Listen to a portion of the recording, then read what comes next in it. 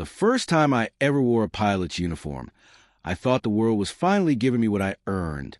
The airport smelled like coffee and jet fuel. My hands were shaking, not from fear, but from the kind of excitement that makes your chest feel too small. Outside the terminal windows, the runway lights blinked like tiny stars on the ground, leading straight into the night. I stood there in the crew hallway with a badge clipped to my chest that still looked unreal to me. Ethan Carter, First Officer. I whispered it under my breath like a prayer. Years of early mornings, late night studying, ramen dinners, unpaid internships, and the kind of doubt that eats you alive, all of it had led to this one moment. And then my phone buzzed. A text from my wife. "Claire, congratulations. I'm proud of you." I smiled. My heart softened, because Claire had pushed me toward this dream from the beginning. When I doubted myself, she didn't. When I wanted to quit, she wouldn't let me. For years, she'd been the voice in my ear saying, "You belong in the sky, Ethan." So why did that message feel cold? Why did it feel like someone wrote it with gloves on? Before I could answer, my phone buzzed again. Another message. "Claire, we need to talk. Not later.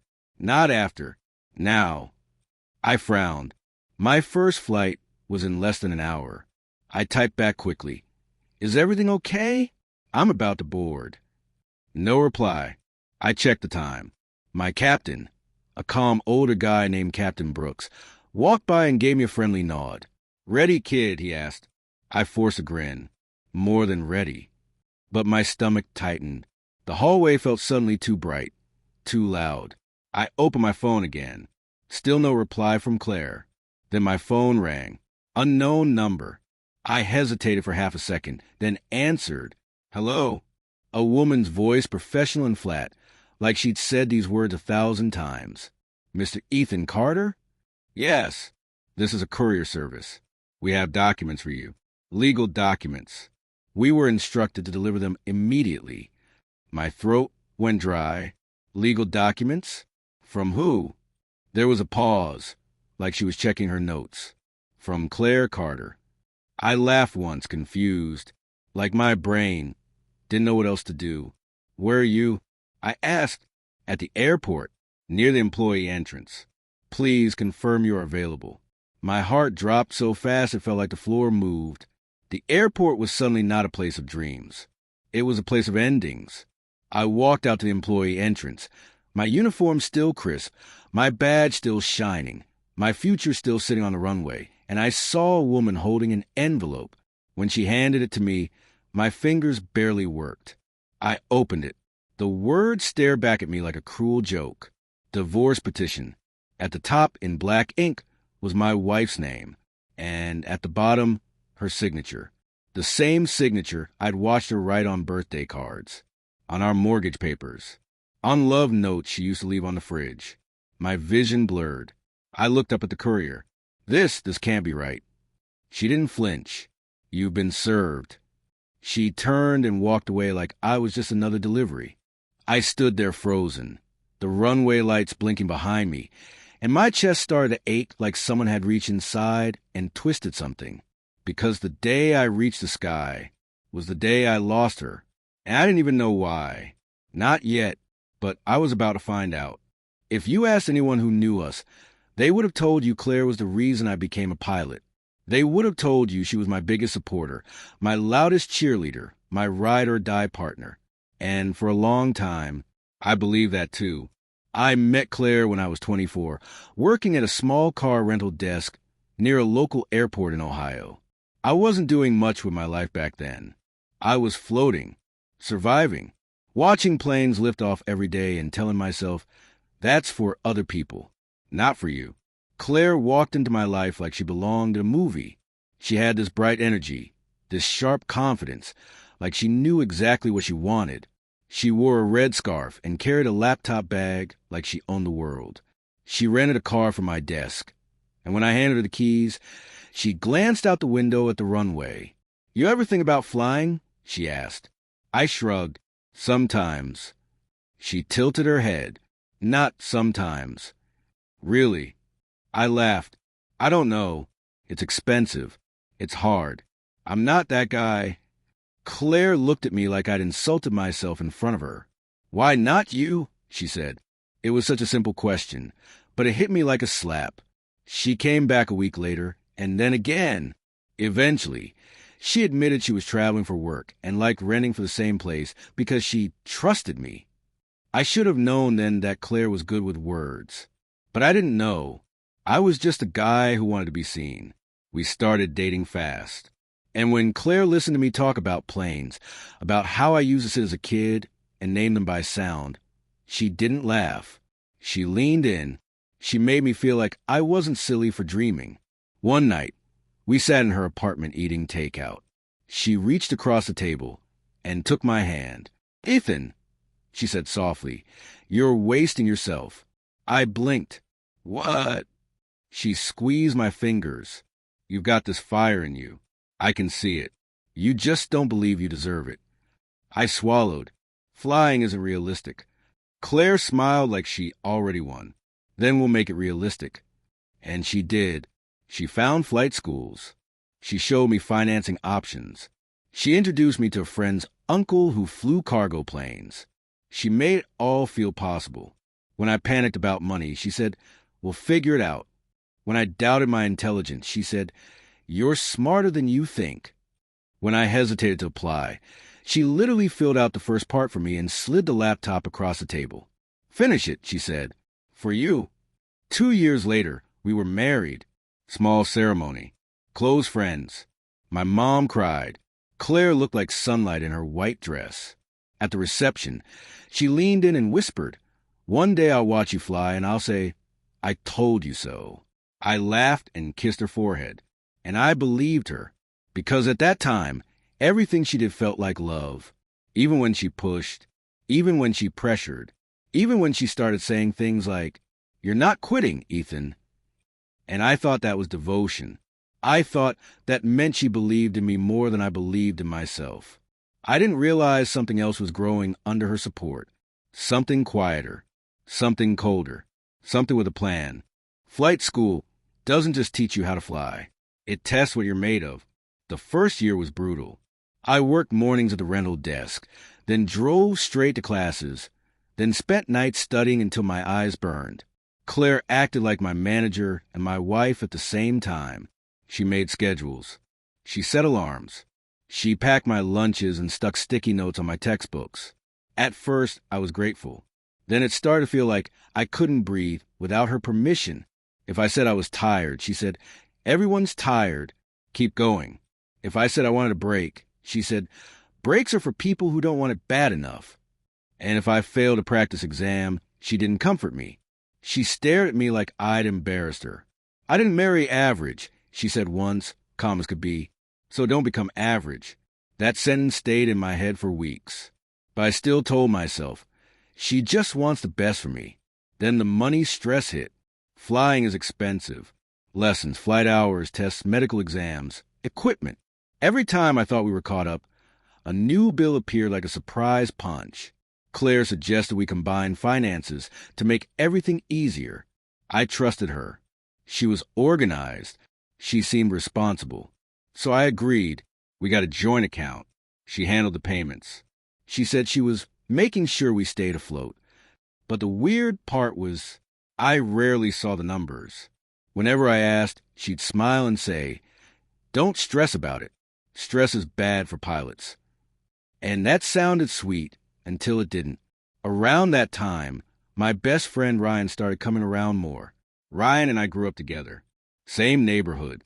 Same busted bikes as kids. He was like a brother. He'd sit on our couch while I studied, cracking jokes, pretending to quiz me, cheering me up when I looked like I was losing my mind. Claire loved Ryan. Too much, if I'm being honest. She'd laugh at his jokes even when they weren't funny. She'd touch his arm when she spoke, like she wanted him to feel her words. I noticed, but I told myself I was paranoid, because who suspects their own wife and their best friend? Not me. Then there was Jason, one of my flight instructors. Jason was charming, the kind of guy who could walk into a room and instantly become the center of it. He had perfect teeth, a perfect jawline, and that "I've seen the world" voice. He also had a habit of calling Claire Mrs. Carter, with this little grin that felt personal. Whenever Claire came to pick me up from the airfield, Jason would come over and talk longer than necessary. Claire would stand there, smiling like she was enjoying a show. One day, after Jason walked away, I said lightly, "He likes hearing himself talk, huh?" Claire laughed. "He's just confident. That's why he's successful." Something about her tone bothered me, but I swallowed it because I was drowning in responsibilities, and I didn't want to create problems where I couldn't prove any existed. That's the thing about betrayal. It doesn't walk into your house wearing a mask. It comes in wearing a familiar face. And for the next few years, I kept grinding. Hours. Tests. Check rides. Claire kept pushing. She kept saying, "Don't stop now." She kept telling people, "My husband is going to be a pilot," like it was her achievement too. And maybe that's why I didn't question her, because she made me feel like I owed her. Like without her, I'd never take off. I didn't realize she was building my wings with one hand and sharpening a knife with the other. The day I got my first official airline assignment, I wanted to scream with happiness. I came home with my training completion papers, shaking like a kid on Christmas morning. Claire was in the kitchen, talking on the phone. She saw me walk in and quickly turn away, lowering her voice. "Yeah, tonight," she whispered. "He'll be gone." I froze. She didn't notice me at first. When she turned and saw me standing there, she jumped slightly, then smiled too quickly. "Hey, babe," she said brightly. "How'd it go?" I held up the papers. "I did it." Her eyes widened. For a moment, I thought she might cry. Then she hugged me, tight, almost too tight, and she whispered in my ear, "I'm proud of you." But her voice sounded staged, like she was reading a line. That night, she cooked steak, opened wine, lit candles. It felt like a celebration and also like a performance. She asked questions about my schedule, exact times, exact locations. "What time do you report?" she asked. "Where do you park? Do you have your own locker? Will your phone be on?" I joked, "Why do you sound like airport security?" She laughed, but it didn't reach her eyes. Then she kissed me and said, "Tomorrow is your day. No distractions. Promise me you'll focus." I promise. I wish I hadn't, because the next morning when I left for the airport, Claire didn't come with me. She used to insist on driving me to big milestones. But that morning, she stood at the doorway in a robe, holding her coffee, and said, "Go. You're going to be amazing." I waited for her to say, "I love you." She didn't. I got to the airport, walked through employee security, and felt like my life was finally starting. Then the courier served me divorce papers. And in less than 60 seconds, my dream day became a nightmare. I stared at those pages until the words blurred. I called Claire again and again. No answer. I texted, "What is this?" Nothing. I started to shake. My hands went numb. My mouth tasted like metal. Captain Brooks found me near the entrance, sitting on a bench like a man who forgot how to stand. "Ethan," he asked, "you okay?" I tried to speak, but my throat locked. I held up the papers. His face tightened. He sat next to me, quiet for a second, then said, "You need to breathe." I laughed broken. "How? I'm supposed to fly in an hour." He looked at me with something like pity. "Then you fly, and you deal with this after, or it'll break you right here." I didn't know how I made it to the cockpit. I don't remember most of the pre-flight checks. I just remember staring out at the runway thinking, this is what I wanted. This is everything. So, why did it feel like someone buried me alive? When the plane lifted off, the city shrinking beneath us, the clouds rising like white mountains, I felt tears slip down my face. I turned my head so Captain Brooks wouldn't see. I stared at the sky and thought about Claire. All those years of pushing me, cheering me on, only to do this on the one day it mattered most.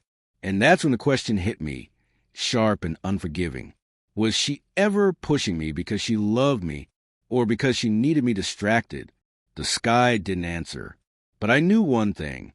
When I landed, I was going to find out. After the flight, my phone exploded. Voicemails, missed calls, texts from my mom. Ethan, what's going on? Claire won't answer. Please call me. I drove home with my hands gripping the steering, like it was the only thing keeping me alive. When I got to our house, the driveway was empty, the curtains were open, the lights were off. I rushed inside. The living room looked normal, until I noticed the missing details. The photo of us from our wedding day, gone. Her favorite shoes by the door, gone. The little bowl where she dropped her keys, empty. Then I walked into the bedroom. Half the closet was empty. Her drawers were cleared out like someone erased her. The bed was made perfectly, like she wanted the room to look calm while my life burned. On the dresser sat a single envelope with my name. I opened it with shaking hands. Inside was a note written in Claire's neat handwriting. Ethan, I can't live like this anymore. You chose flying over me. I'm choosing myself. Don't contact me. My lawyer will handle everything. I read it 3 times, waiting for it to make sense. Chose flying over you? I whispered. I looked around the room. Stunned, she pushed me into this. She demanded it. She made it our whole identity. And now she was blaming me for it? I grabbed my laptop and logged into our bank account. My stomach dropped. The balance was almost nothing. I refreshed the page, praying I was wrong. Transaction after transaction. Large transfer. Withdrawal. New account opened. Payment to credit cards I didn't recognize. My hands went cold. I opened our savings. Empty. I opened the account we used for my flight school payments. Empty. My breath came in short, panicked bursts. Then I saw it. A line item. Loan disbursement. $48,000. I didn't remember taking out that loan. I clicked into it. My name was on it. My signature was on it. But it wasn't my signature. It was close. Too close. Close enough to fool a system. Close enough to ruin a man. I sat there, staring, feeling like the walls were leaning in. Claire didn't just leave. She planned this. She moved money. She opened accounts. She took a loan in my name. And she timed it perfectly. The day I was distracted. The day I was busy. The day I was in the sky. I called Ryan, desperate.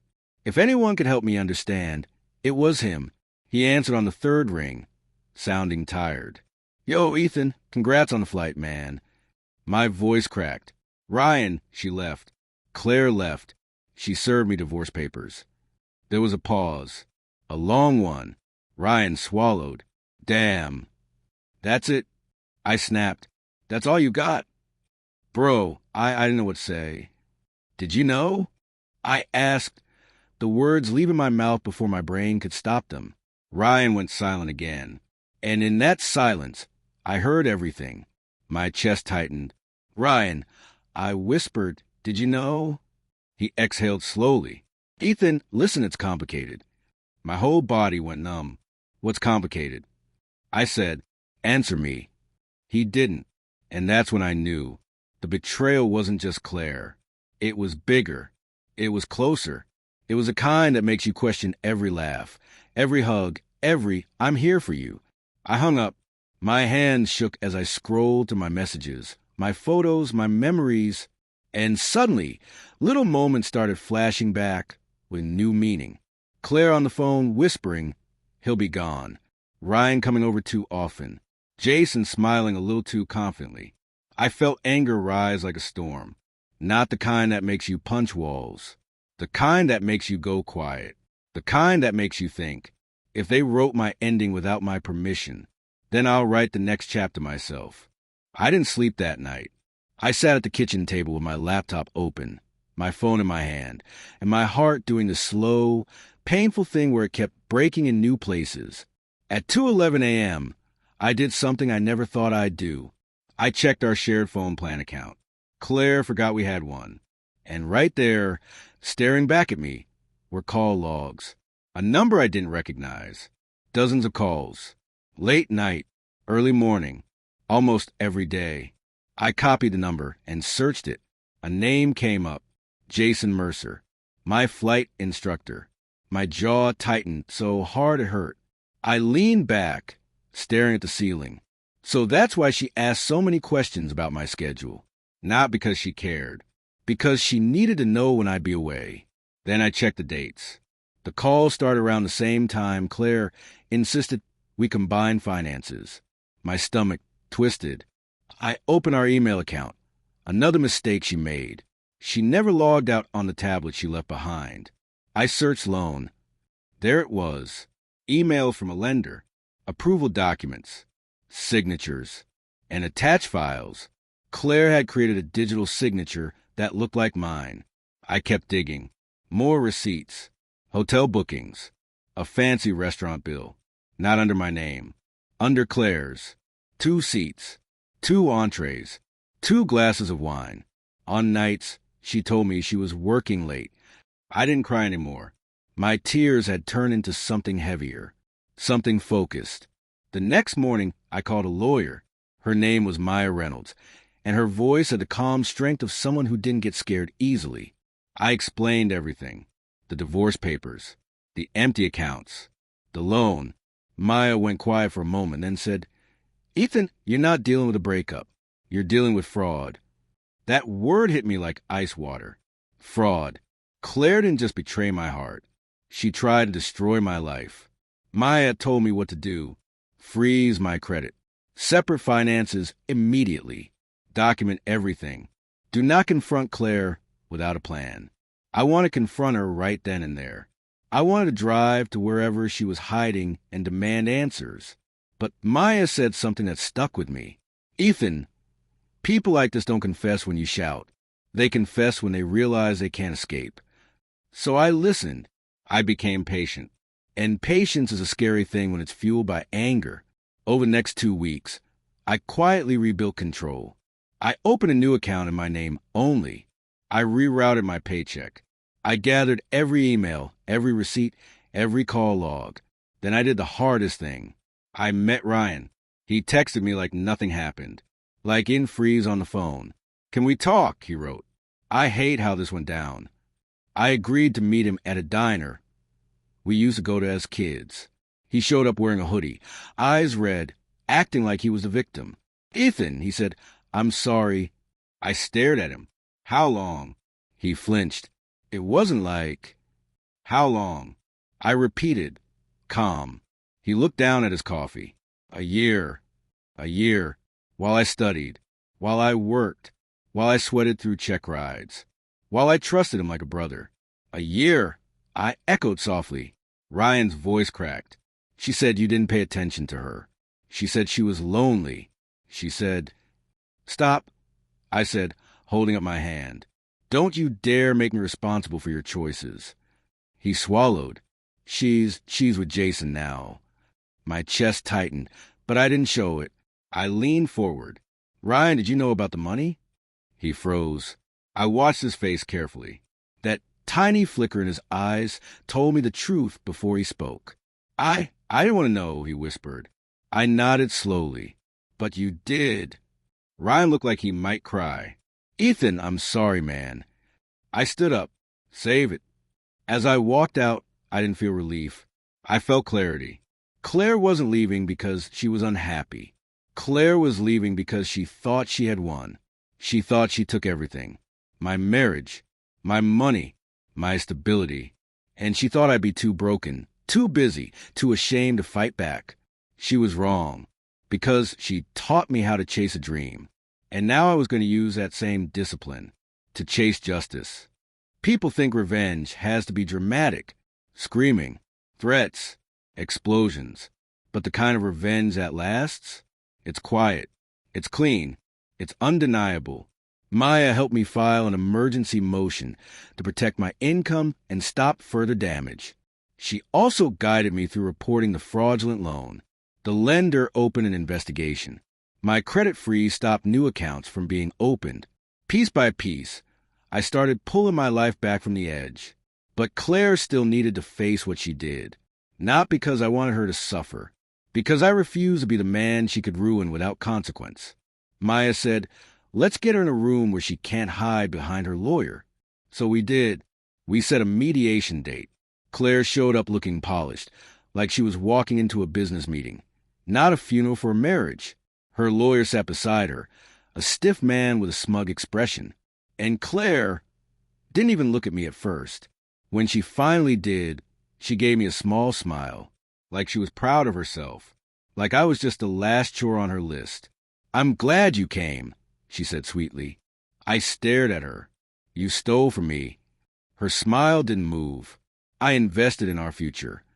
Maya slid a folder across the table. Inside were printed call logs, loan documents, and transaction records. "I think we need to correct the language," Maya said calmly.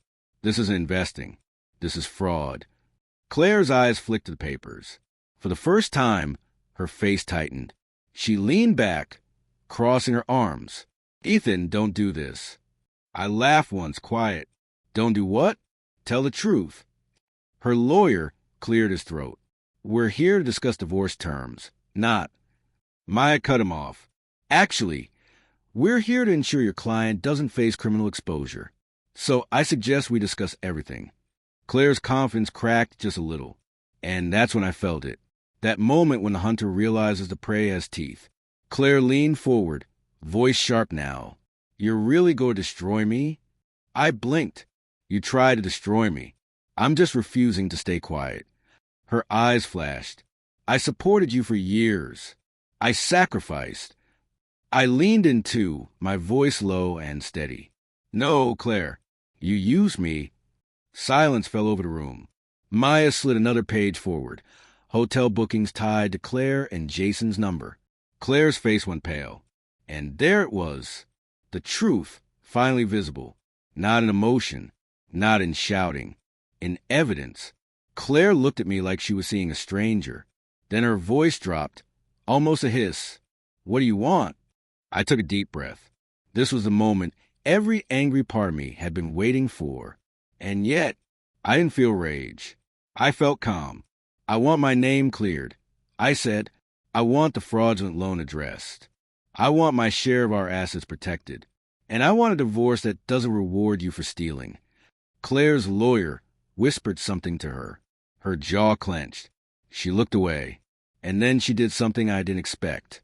She cried. Not big tears. Not heartbreak. Just enough to look like a victim. "I just wanted a better life," she whispered.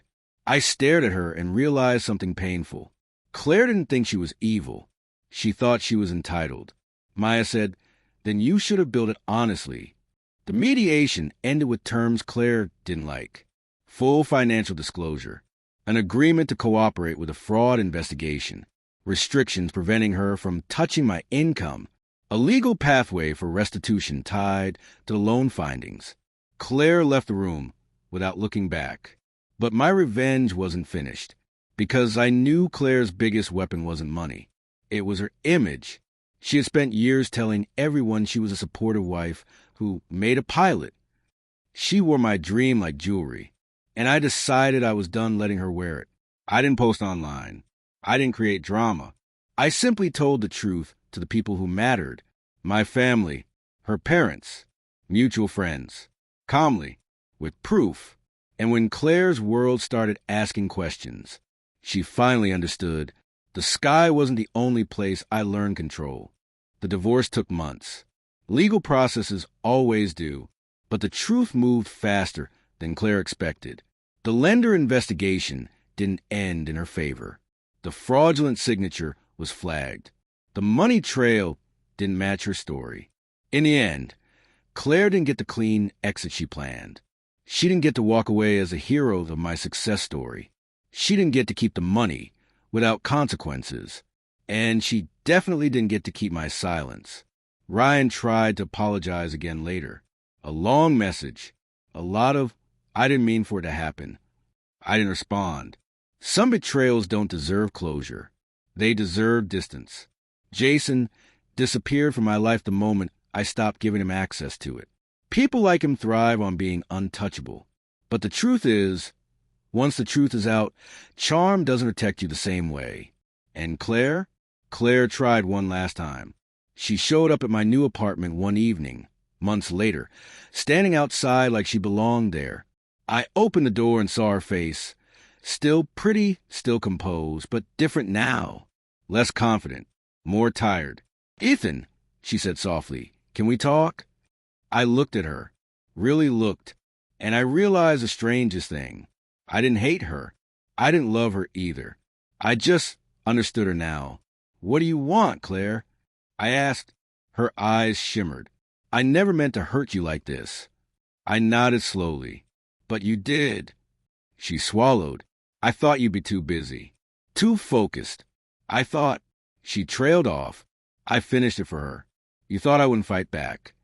She looked down, guilty. I leaned against the doorframe. "You pushed me for years, Claire.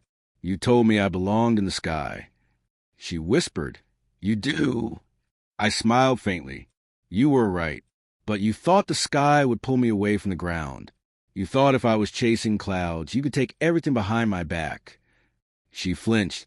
I continued, calm. "Here's what you didn't understand. Flying didn't make me weak. It made me disciplined. It made me patient. It made me sharp." She looked up at me, tears in her eyes. "I'm sorry." I held her gaze for a long moment. Then I said the words that finally set me free.